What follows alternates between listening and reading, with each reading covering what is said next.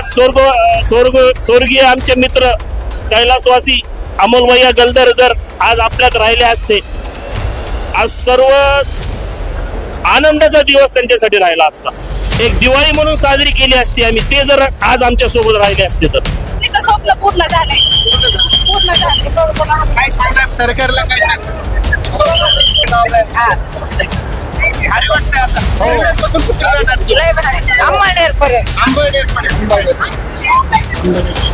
बीडमध्ये रेल्वे आले, तुम्ही जेव्हा लहान होता तेव्हा रेल्वे तेव्हा कसं वाटतं?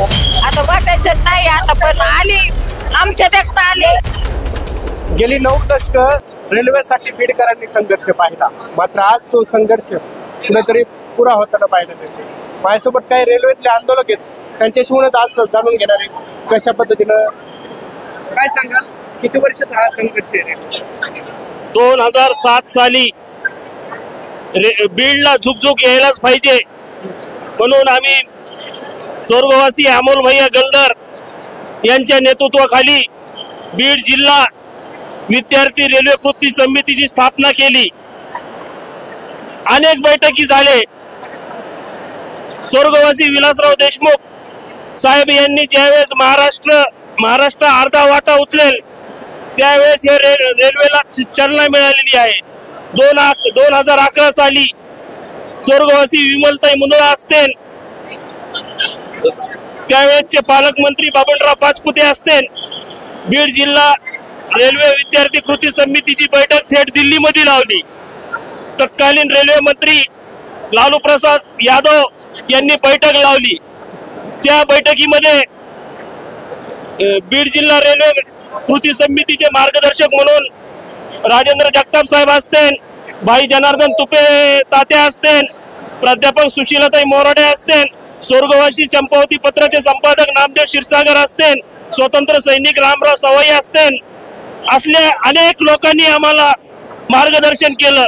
त्यावेळेस कुठं रेल्वेचा आंदोलन उभा राहिला. स्वर्गवासी अमोल गलदर यांचा फार मोठा या आंदोलनाचा सिंहाचा वाटा होता आणि त्यांच्या मार्गदर्शनाखाली जिल्ह्यातील अनेक युवक रेल्वे युवा विद्यार्थी कृती समितीमध्ये सामील झाले आणि हा लढा उभा झाला. त्यावेळेसचे ह्या खासदार, आज मागील खासदार प्रीतमताई मुंडे असतील, आजचे खासदार बजरंग सोनवणे असतील, यांना याविषयी काही माहिती नाही. एवढंच मी सांगन आणि फक्त हे श्रेय बीड जिल्हा रेल्वे युवा कृती समिती आणि जनतेचा विजय आहे. रेल्वे युवा कृती समिती स्थापन झाली त्यावेळेस आता 45 वर्ष गेली. त्यानंतर बघा, रेल्वे युवा कृती समिती हे 2007 साली झाली. त्यावेळेस आम्ही जास्त कुणी लोक नव्हतो. ऍडव्होकेट नामदेव चव्हाण साहेब असतील, यांच्या आंदोलकांवरती गुन्हे दाखल झाले. आकाशवाणीचा गुन्हा दाखल असो, टावरवर चालण्याचा गुन्हा दाखल असो, तहसील मध्ये तोडफोडीचा गुन्हा दाखल असो, अनेक युवकांवर गुन्हे दाखल झाले. आता कुठं 2 वर्षापूर्वी हे गुन्हे आमच्या मागचे निघलेले. 17 वर्ष ज्यांच्यावर गुन्हे दाखल होते त्या लोकांनी कोर्टात चक्रा मारली. आता 3 वर्षापूर्वी ही केस नील झाली. आता 2025 आहे. 2025 मध्ये कसं वाटतंय आता रेल्वे आपल्या जिल्ह्यातून? 75 वर्षाची वाट या बीड जिल्ह्यातल्या लोकांनी हे झुकझुकची बघितलेली आहे आणि त्याला कुठं आज 2025ला रेल्वे आल्यासारखी आज तरी समाधानी आहे. आणि 2 पिढ्या ह्याच्यात संपलेल्या आहेत. 2 पिढ्या, तिसरी पिढी, आमची तिसरी पिढी. 75 वर्षापासून स्वर्गवासी केशरबाई क्षीरसागर यांच्या हातून 1992 साली गैरान बीड मध्ये इथं भूमिपूजन करण्यात आलं होतं. आज म्हणजे ती पिढी आम्हाला कळती. 1992 साली ज्यावेळेस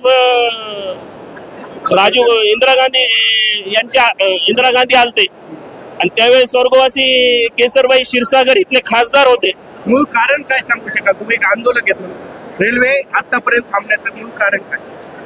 म्हणजे फक्त आंदोलकाची दिशाभूल करायची गेल्या 75 वर्षापासून इथल्या पुढाऱ्यांनी फक्त आंदोलकाची दिशाभूल करायची एवढंच केलं. ज्यावेळेस रेल्वे विद्यार्थी कृती समिती याच्यामध्ये पाठपुरावा करण्यात आली त्यावेळेस हे मार्गी लागलं.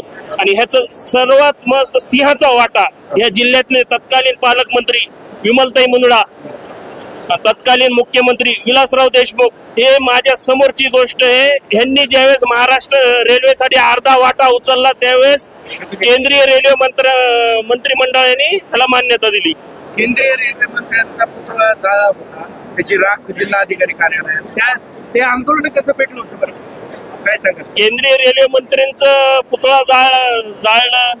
त्याच्यानंतर विलासराव देशमुख साहेबांचं आम्ही मोबाईल नंबर त्यावेळेस व्हायरल केलं आणि जिल्ह्यात आव्हान केलं की बीडला रेल्वे यायलाच पाहिजे, प्रत्येक घरातून एक मेसेज जायला पाहिजे.